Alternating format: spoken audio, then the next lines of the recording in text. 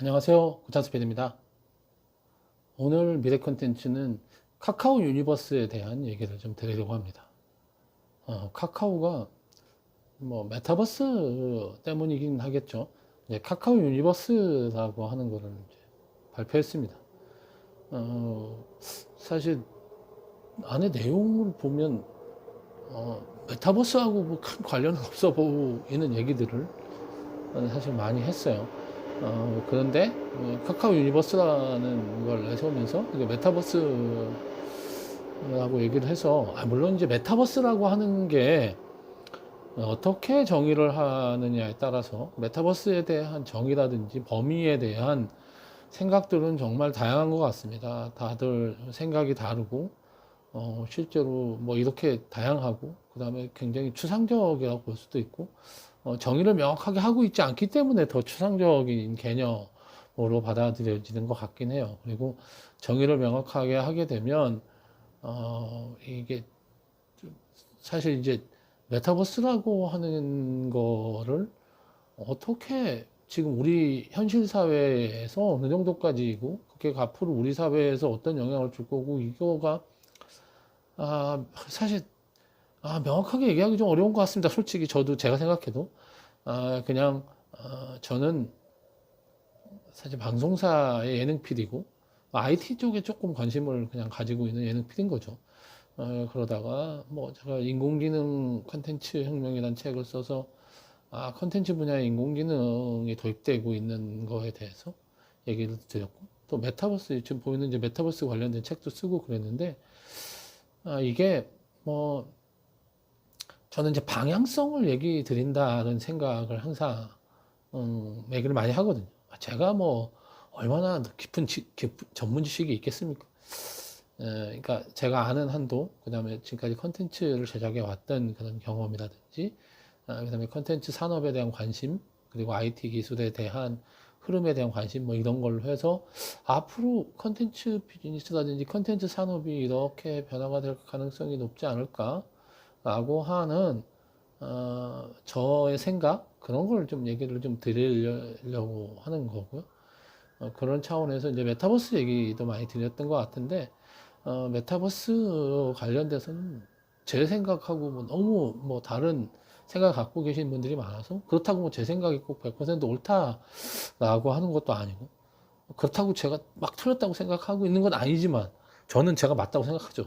근데 이제 다른 분들이 얘기하는 메타버스라든지 이런 부분에 대해서도 그분이 생각하는 관점이나 이런 거에 대해서 저런 얘기를 이렇게 하는구나라고 하는 거를 되도록이면 이제 열린 마음으로 들으려고 하는 편입니다.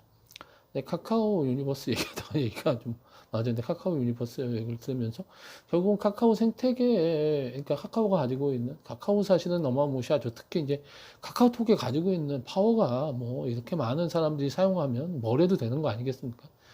굉장히 편리하게 쓰고 있고, 그거 대체할 수 있는 다른 서비스가 이제는 뭐 거의 없다시피 하니까, 아예 이제 그런 카카오톡 같은 그런 문자 메신저라든지 이런 걸 안 쓰고 다른 쪽으로 카카오도 그런 걸 걱정하는 거겠죠. 앞으로 그렇게 넘어가는 세상이 혹시 올까봐.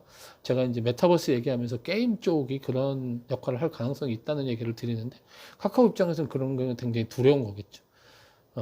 근데 이제 그러면서 이번에 카카오 유니버스 얘기하면서, 그동안에 뭐 지인들끼리 카톡을 보내고 이런 게 아니라, 같은 이런 취미라든지 같은 이제 관심사가 있는 사람들을 모아서 뭔가 이렇게 할 수 있는 이 커뮤니티, 이런 커뮤니티 서비스 굉장히 많았는데, 하여간 그런 거를 이제 카카오를 통해서 하겠다 뭐 이런 얘기를 했는데, 뭐 잘 모르겠습니다.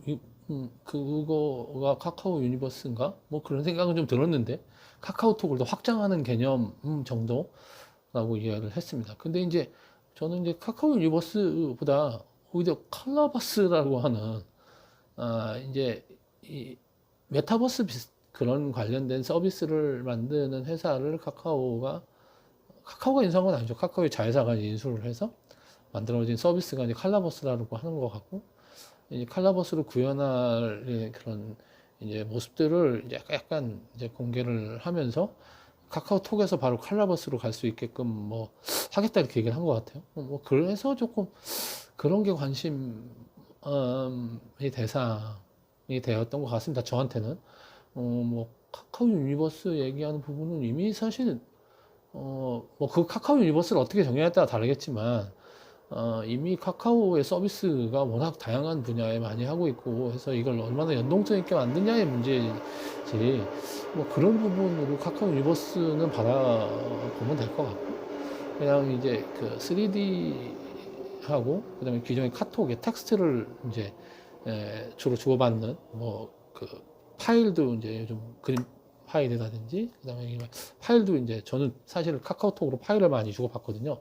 이제 그렇게 좀 돼 있는데 일반적으로 거기에 이제 3D 환경의 그런 그래픽 환경의 서비스인 컬러버스가 이제 바로 넘어갈 수 있게끔 한다. 뭐 그게 사실 그게 어떻게 될지 모르겠지만 야 재밌겠다 라는 생각이 들었고, 얼마 전에 이제 싸이월드하고 싸이타운 얘기를 제가 좀 드렸었는데, 기존의 싸이월드라고 하는 히트 상품에다가 옛날 2D의 그런 모습이죠.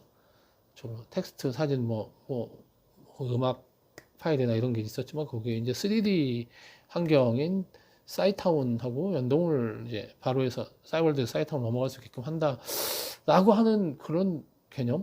예. 저는 사실 그렇게 넘어가게 만드는 전략들이 영리한 전략인 것 같다는 생각을 합니다.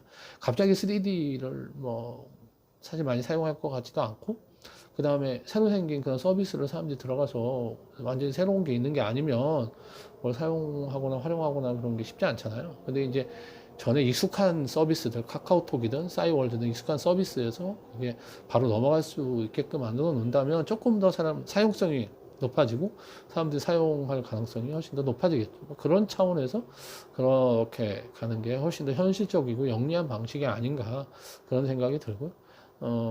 이제 메타버스라고 하는 게 자칫 너무 이제 미래이고 너무 지금 현재 뜬구름 잡는 거라고 생각을 하는 수도 있는데, 이렇게 뭔가 그 연결이 돼서 징검다리처럼 넘어갈 수 있게끔 만들어 주는 것 자체가 전략적으로는 괜찮은 방법이 아닌가 뭐 그런 생각을 하고, 칼라버스가 실제로 어떤 모습이 얼마나 이제 사람들이 썼을 때 재미있고 흥미로운 요소들이 있을 수 있을지, 그리고 얼마나 자연스럽게 연동이 될 수 있을지, 그거는 뭐 싸이월드하고 싸이타운도 마찬가지지만 뭐 관심 있게 한번 지켜보려고 생각을 하고 있습니다.